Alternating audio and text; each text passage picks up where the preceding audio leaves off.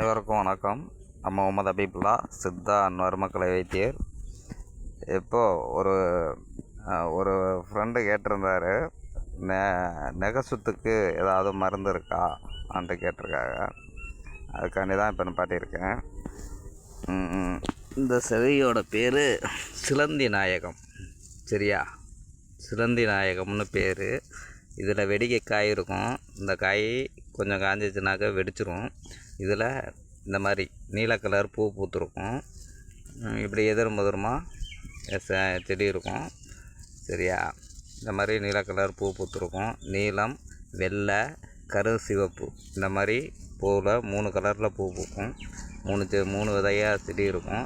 இந்த மாதிரி இதோட இலை பிஞ்சு இதுக்கெல்லாம் மருத்துவ குணம் உண்டு. அதனால் இதை இப்போ என்ன பண்ண போகிறோம்னா இந்த இலையை நீர் விடாமல் அரைக்கணும். ஏன்னா நகைச்சுத்து வந்துட்டாக்க சிப்புன்னு திரிக்கும். நைட்டுக்கெல்லாம் தூங்க முடியாது. இந்த மாதிரி இருக்கும்போது இந்த இலையை நீர் விடாமல் அரைச்சி ஒரு 2 நாளைக்கு 3 நாளைக்கு அதை நைட்டில் வச்சு கட்டிக்கிட்டு படுத்திங்கன்னா அந்த ஆணி, அந்த சலம் எல்லாமே பழுத்து வெளியில் உடச்சி எல்லாமே வெளியில் வந்துடும்.